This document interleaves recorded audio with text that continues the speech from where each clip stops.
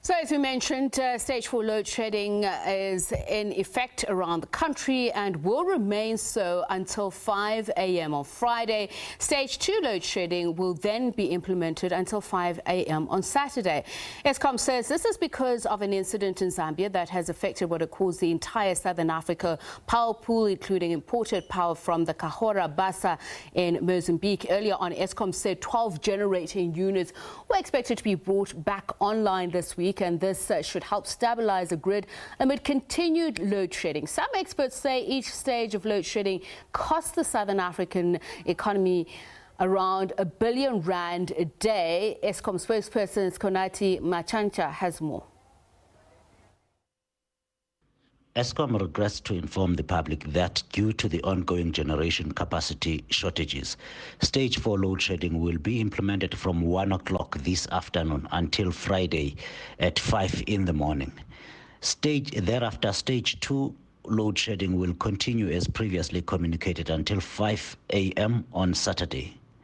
While Eskom regrets the escalation in load shedding, it is necessary to ration the remaining emergency generation reserves, which have been extensively utilized this morning, as we are not getting the reduction in demand as expected from the implementation of Stage 2 load shedding.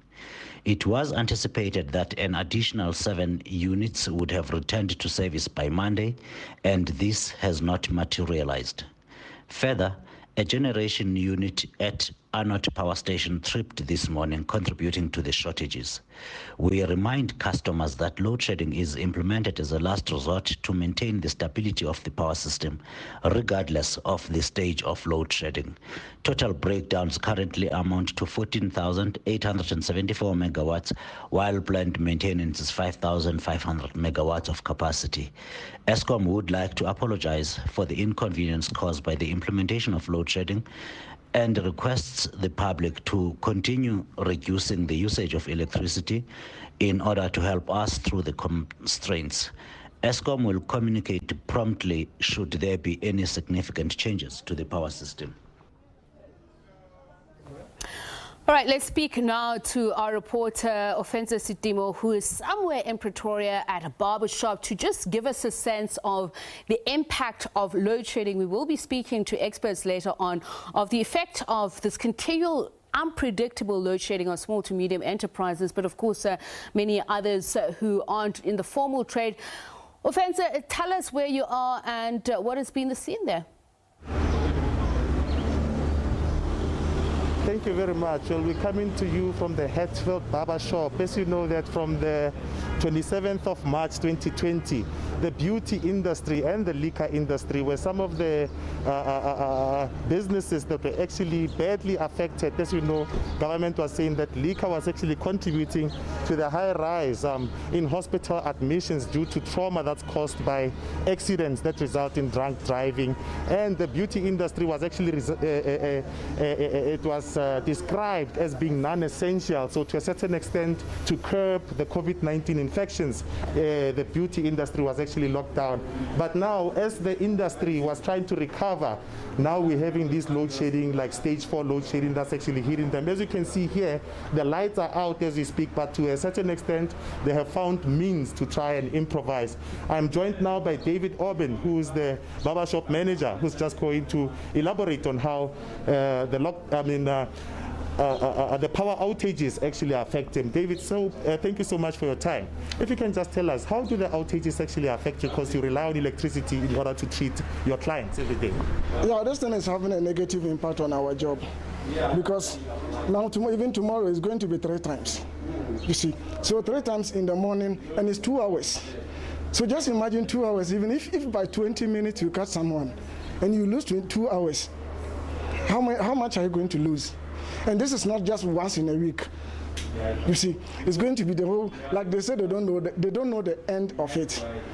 And this place is a place, it's not really big. It's a very small place. The management also of this place is not giving us chance to have our own generator. They too, they are not also providing anything for us. But at the end of the month, what they do expect their money. How are we going to pay it? And it's very expensive. You see.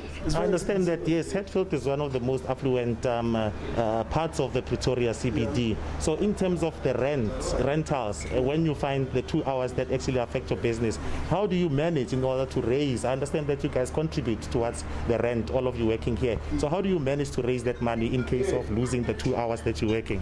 Now, if you look at my colleagues now, we are trying to provide something for ourselves by buying a cordless machine. And this cordless machine can only cut 2 or 3 people. You cut only 2 or 3 people. So if you lose that money, how are you going to pay? We are trying to do something like that. So that is that is the initiative that we've started trying to do, because we cannot rely on the generator or on the power. In case the power is cut, how are you going to do now?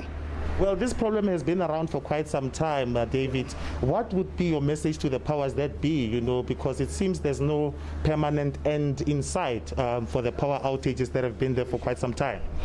Yeah, what I can also say about this is, if the government, we know that you are still doing something.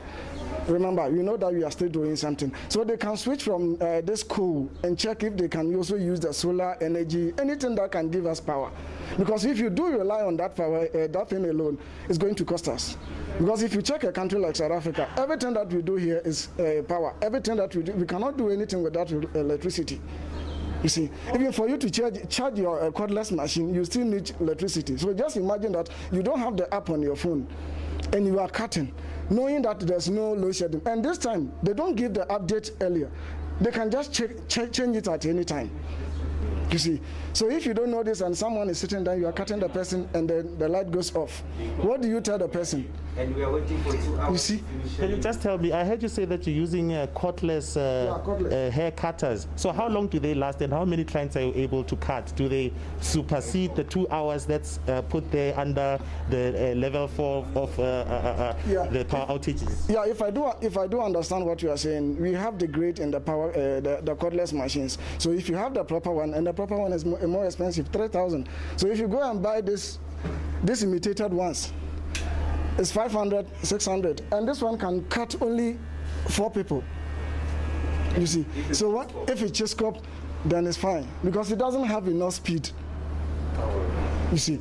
Yeah. Thank you, man. Well, as you heard, that was David actually saying that renewable energy can be the solution, because having to rely only on coal actually, results in some of these rolling blackouts that seems there's no end in sight for them. But I'm just going to speak to another barber who was busy actually cutting with these cordless hair cutters. My brother, can you just tell me, as well with you, I'll repeat the question, the impact of these power outages on your business?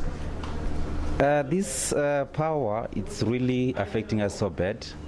And as you can see, I was cutting him, but the thing just went off.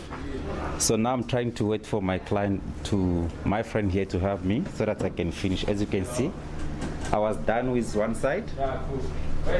So it's only one, the other side is left. So I don't know, really it's killing our business. And with these things, we are trying all means to do this. We have families, we have things to do, but because of this shortage of power, all we are asking for government, if they can really help us as well. And as you can see, we don't have this funding as well. We try to speak to the management, they say they're not allowing the generator outside. So we don't know what to do from now on. Thank you so much, and that's one of the barbers here at Hatfield Barber Shop actually saying that, for them, they are caught between a rock and a hard place, as management at this complex is actually not allowing them to use generators during load shedding periods. And with that, it's back to studio.